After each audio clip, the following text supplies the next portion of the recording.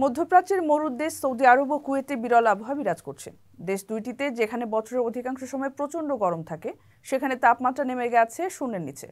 বর্তমানে দেশ দুইটির অনেক জায়গায় তাপমাত্রা -3 ডিগ্রি সেলসিয়াস। এছাড়া কুয়েতের বিভিন্ন অঞ্চলে তুষারপাতের খবরও পাওয়া গেছে। তাপমাত্রা কমতে শুরু করছে ওমানেও। গালফ নিউজের প্রতিবেদনে জানানো হয়, দেশটি দুইটির গ্রামীণ ও মরু এলাকাগুলোতে ঠান্ডার প্রকোপ বেশি। আবহাওয়া দপ্তরের বরাত দিয়ে কুয়েতের সংবাদ মাধ্যমগুলো জানিয়েছে, গত সোমবার থেকে মাত্র 17,818 বর্গ কিলোমিটার আয়তনের এই দেশটির সর্বত্র তাপমাত্রা -3 ডিগ্রি সেলসিয়াস থেকে -6 ডিগ্রি সেলসিয়াসে ওঠানামা করছে। দেশ জুড়ে ব্যাপক শীতল বাতাস বয়ে যাওয়ার পাশাপাশি বিভিন্ন জায়গায় তুষারপাতের খবরও পাওয়া গেছে।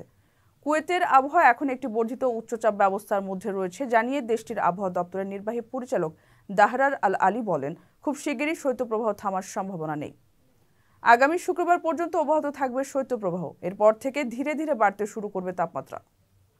অন্যদিকে গত শুক্রবার এক পূর্বাভাসে এনসিএম জানিয়েছে, 15 ডিসেম্বর থেকে শৈত্যপ্রবাহ শুরু হয়েছে সৌদি আরবে।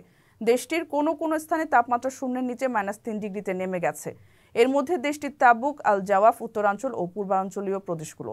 শৈত্যপ্রবাহ চলাকালে জরুরি প্রয়োজন ব্যতীত জনসাধারণদের বাড়ির বাইরে বের না হওয়ার পরামর্শ দিয়েছে আবহাওয়া অধিদপ্তর। এছাড়া ঠান্ডা থেকে বাঁচতে প্রয়োজনীয় ব্যবস্থা নিতে জনসাধারণদের প্রতি আহ্বান জানানো হয়েছে।